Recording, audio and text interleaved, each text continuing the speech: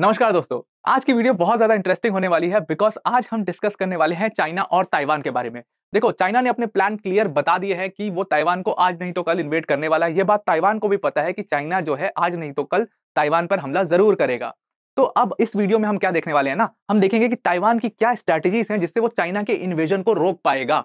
Taiwan देखो इतनी छोटी सी कंट्री है, बट फिर भी क्या वो शांत बैठेगा और आएगा चाइना और बिल्कुल ताइवान को 2-3 दिन में हरा के और वापस चला जाएगा, ठीक वैसे ही जैसे जर्मनी ने फ्रांस के साथ किया था वर्ल्ड वॉर 2 के टाइम पर?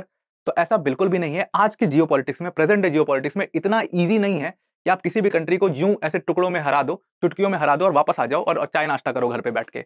इसका बहुत सारा एग्जाम्पल है हमारे पास। हमने अफगानिस्तान को देखा, हमारे पास वियतनाम का एक एग्जाम्पल है, हमारे पास यूक्रेन का एकदम लाइव एग्जाम्पल है।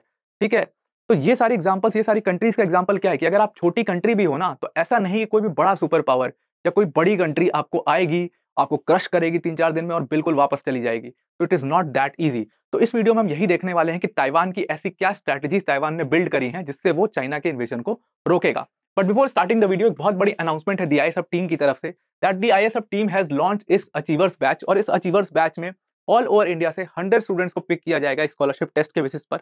और ये जो बैच होगा इसमें जो बच्चे सेलेक्ट होंगे उनके पर्सनलाइज मेंटोरशिप भी मिलेगी। वो डायरेक्टली मेरे से कनेक्ट कर सकते हैं एंड अपनी मेंटोरशिप ले सकते हैं। इस बैच के स्टूडेंट को 60% तक का स्कॉलरशिप भी दिया जाएगा। ये जो बैच है ये सिर्फ इंग्लिश मीडियम में ही होगा और ये बैच स्टार्ट जो हो रहा है वो 1 फरवरी से स्टार्ट हो रहा है। तो जो बच्चे इस बैच को ज्वाइन करना चाहते हैं या इस बैच के बारे में ज्यादा जानकारी चाहते हैं तो डिस्क्रिप्शन में हमने एक लिंक दिया है, उस लिंक पर जाकर के अपना फॉर्म फिल कर दीजिए। डीआई सब टीम आपको रीच आउट कर लेगी। Now let's come back to the topic of China and Taiwan. अब देखो, अगर चाइना एंड ताइवान को देखो ना, तो यहां पर आपको दिखता है एक बड़ा सा जाइंट, इतनी बड़ी कंट्री। अगर आप इन दोनों को कंपेयर करो और ये है छोटी सी कंट्री ताइवान, दोनों को अगर आप कंपेयर करो तो चाइना की नेवी, चाइना की मिलिट्री, चाइना की एयर पावर, चाइना की इकोनॉमी, सब कुछ ताइवान से बहुत ज्यादा बड़ी है, कोई कंपैरिजन ही नहीं है। बट इसका मतलब ये नहीं है कि चाइना जाएगा और ताइवान को सीधा सीधा क्रश करके वापस आ जाएगा। अब अगर आप देखो, अगर चाइना अटैक करता है तो देखो ये ना, जो ये वाला पॉइंट है ताइवान का, यानी कि ताइवान का जो वेस्टर्न पॉइंट है, वेस्टर्न पॉइंट, वो सबसे ज्यादा वल्नरेबल है और वो सबसे ज्यादा क्लोज भी है चाइना के। तो ये तो आपको लग रहा होगा ये तो बहुत इजी है, चाइना जाएगा बिल्कुल ताइवान को क्रश करेगा और वापस चला जाएगा। बल्कि ऐसा नहीं है। अगर आप चाइना की और ताइवान की ज्योग्राफी को क्लोज ढंग से देखो तो ये ताइवान का ज्योग्राफिकल मैप है। यहाँ पे अगर आपको दिख रहा होगा तो ये जो वेस्टर्न पॉइंट है ताइवान का, ये तो है वल्नरेबल, बट ये पर्पजली वल्नरेबल किया गया है। जितनी इंपॉर्टेंट सिटीज हैं ताइवान की वो भी इसी वेस्टर्न साइड में भी हैं। But it's not that easy, क्योंकि दूसरी साइड आपको ये माउंटेन के सिस्टम दिख रहे होंगे। ये ग्रीन कलर का जो पार्ट है ये माउंटेन सिस्टम है ताइवान के अंडर में, और ये ईस्टर्न साइड पे है। तो ये माउंटेन सिस्टम एक तरीके का नेचुरल बैरियर का काम करेगा जब चाइना की आर्मी घुसेगी ताइवान के अंदर। और इसी माउंटेन सिस्टम के अंदर में ना, बंकर्स में ताइवान की मिलिट्री बेस बना हुआ है। अब दिस इज वेरी इंटरेस्टिंग।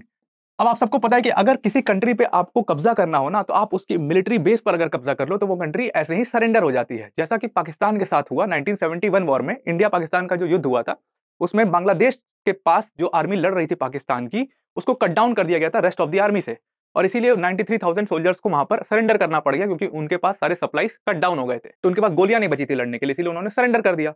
तो इट्स दैट इजी। आप आइए, आप किसी कंट्री की मिलिट्री पर कब्जा कीजिए और आप वो कंट्री को बहुत इजीली हरा सकते हो।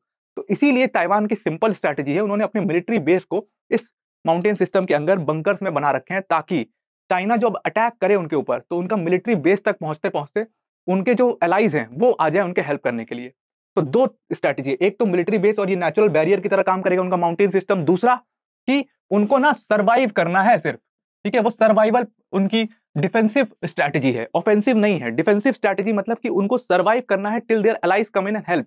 अगर आप इस मैप के थ्रू देखोगे तो यहां पर ताइवान को, अगर ताइवान जो है सर्वाइव कर जाता है 2-4 दिन, तो फिर बगल में जापान है। Japan is a very good ally to Taiwan, and दूसरा USA is a very good ally to Taiwan. तो ये दोनों कंट्रीज जब आ जाएंगी तो वहां से ताइवान बहुत इजीली, ये तीनों आर्मीज मिलकर के चाइना को काउंटर कर लेंगी। आई नो बहुत लोग अब इसके बाद कमेंट करेंगे कि यूएसए पे कैसे, how you will trust USA. I know आप यूएसए पे ट्रस्ट नहीं कर सकते, जब से ये यूक्रेन वाला सीन हुआ है और उन्होंने रशिया से तेल खरीद लिया है, तब से यूएसए पे आप ट्रस्ट नहीं कर सकते। But still Japan is there, Japan will come and help them. तो उनको सिर्फ सर्वाइव करना है till Japan comes and help them to counter China. तो ये तो उनकी स्ट्रैटेजी बहुत ज्यादा सिंपल है। अब जब इतनी सिंपल स्ट्रैटेजी है तो ऐसा तो है नहीं कि चाइना इसके लिए कुछ नहीं कर रहा होगा। देखो, चाइना ना पहले ना वेस्टर्न कोस्ट की तरफ उसका ध्यान था चाइना का, और चाइना वेस्टर्न कोस्ट की तरफ घूमता रहता था और ये देखता रहता था कि कौन से पॉइंट जो है वहां डिफेंसलेस है, कैसे हम इंटर कर सकते हैं। बट जब से चाइना को पता चला कि पर्पसली वेस्टर्न पॉइंट को अपना खुला छोड़ा हुआ है ताकि चाइना की आर्मी अंदर घुस सके और फिर ये काउंटर कर सके उसको अपने ईस्टर्न पार्ट से, अपने मिलिट्री बेसेस से।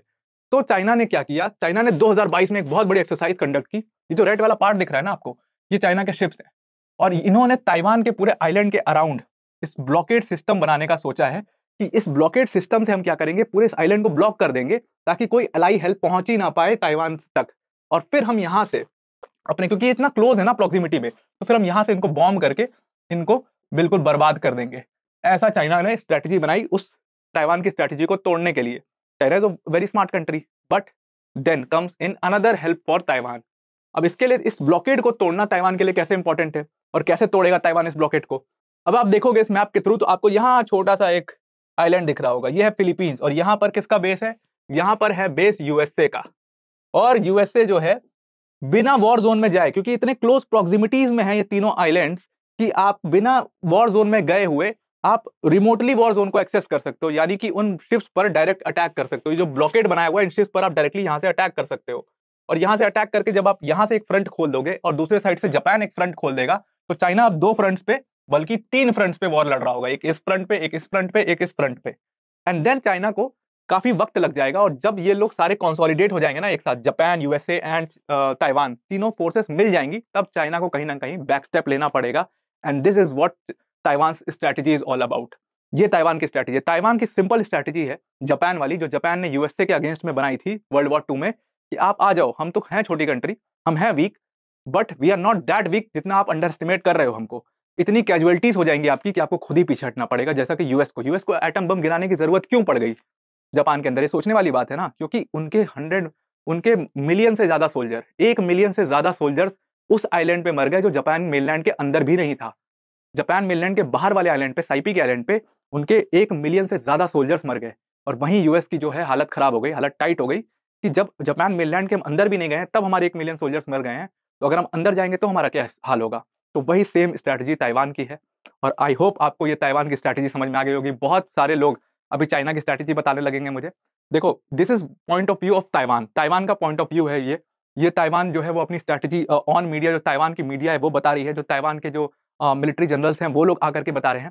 तो ये ताइवान का point of view. I know China is a very strong country और उसने भी कुछ अपनी स्ट्रैटेजीज बना रखी होगी, उसको हम आगे वीडियो में कवर करेंगे। तो आई होप आपको ये वीडियो अच्छी लगी, I hope this video helps. आज के लिए इतना ही, thank you and have a nice day.